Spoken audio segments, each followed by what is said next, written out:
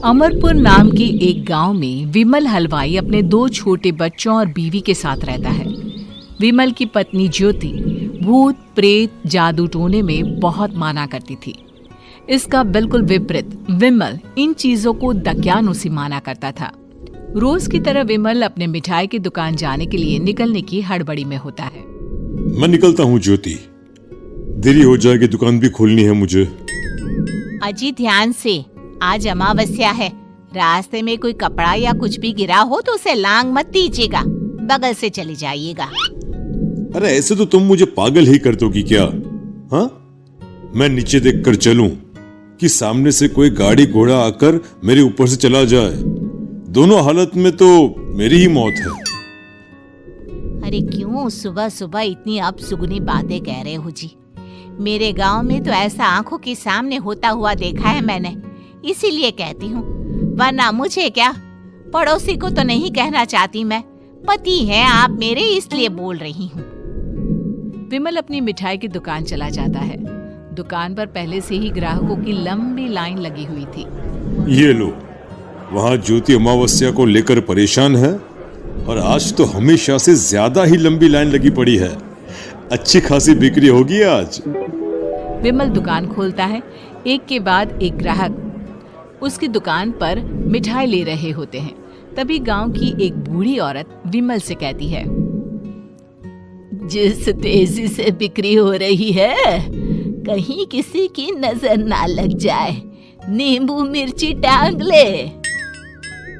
अरे क्या चाची तुम भी, ये सब नजर बजर कुछ नहीं होता है। कैसे लोग हैं मेरे आसपास। अपनी दुकान से शाम को विमल हंसते कूदते वापस घर आता है। हाँ, आज तो अच्छी खासी बिक्री हुई है। 1 महीने में जितनी बिक्री होती है, एक ही दिन में आज उतने पैसे कमा लिए मैंने। ये तो बहुत अच्छा हुआ जी, आज ही घर की नजर उतारी है मैंने। बिक्री तो अच्छी होनी ही थी।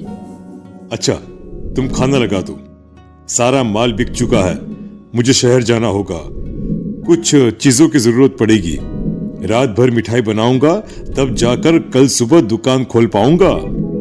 खाना खाकर विमल शहर जाने के लिए निकल पड़ता है।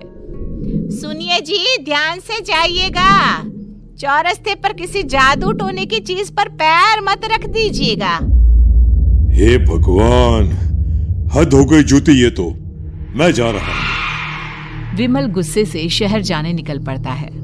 रात का काला घना अंधेरा, चांद की एक भी किरण ना होने के कारण अंधेरे में कुछ भी देख पाना मुश्किल था। जंगल के बीच के एक अधकच्चे रास्ते से विमल जा रहा होता है। चारों तरफ गुफ अंधेरा और सन्नाटा सुनाई दे रहा था, और सुनाई दे रही थी विमल के पैर के नीचे आ रहे सूखे पत्तों की आवाजें। तभी अचानक दूर से उसे कुछ आवाजें सुनाई देती है। अरे, ये इतनी रात को जंगल के रास्ते कौन जा रहा है? शायद कोई टोली होगी।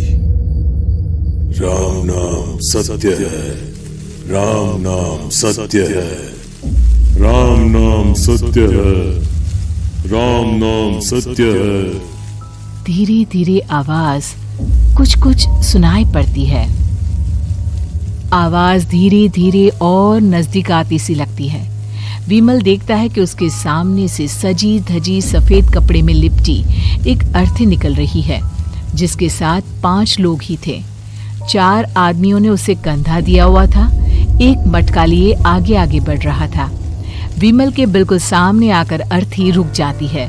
उसमें से एक आदमी विमल से कहता है, अरे भाई, जरा अर्थी को कंधा लगाना, मैं बहुत थक गया हूँ, बड़ी मेहरबानी होगी।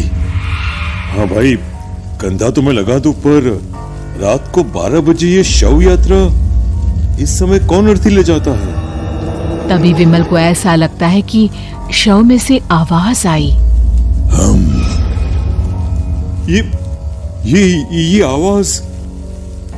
मजबूरी है भाई, आप कंधा दीजिए, मैं रास्ते में सब बताता हूँ आपको। विमल अर्थी को कंधा दिए चल रहा होता है कि उसे ऐसा लगता है कि हाथ में मटका लिए जो आदमी शव के आगे चल रहा है, उसके पैर उल्टे हैं। क्या हुआ भाई, हकला क्यों रहे हो? आपके साथी के पैर उल्टे। विमल अपनी बात पूरी भी नहीं कर पाता कि वो देखता है कि उस आदमी के पैर तो सीधे ही है।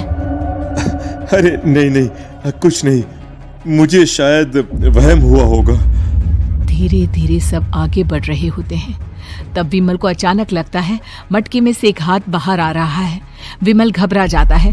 इसके पहले वो कुछ बोल पाता, कल्लू कहता है, मेरा नाम कल्लू है। हम 6 दोस्त थे, जिसमें से एक को तो तुम सोया हुआ देख रहे हो।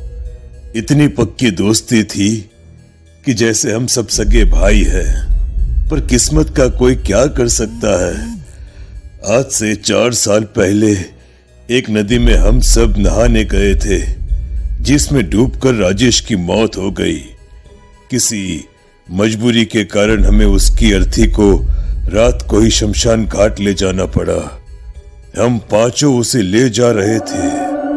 4 साल पहले आप 5 में मैं कुछ समझा नहीं। मंकू अपनी गर्दन पीछे घुमाकर अपनी आंखें बड़ी बड़ी कर विमल से कहता है, अरे भाई, पूरी कहानी खत्म होने दो, फिर बीच में बोल लेना, ठीक है?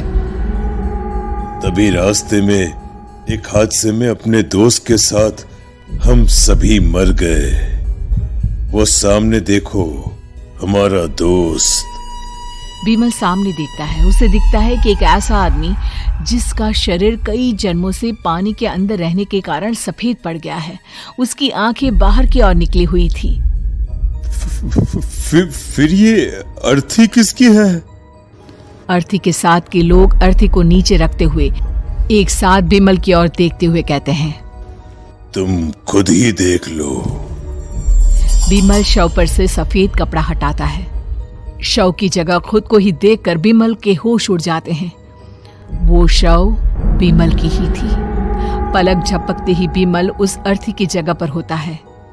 6 के 6 दोस्त उसी तरह अर्थी को उठाकर चलने लग जाते हैं। राम नाम सत्य है। राम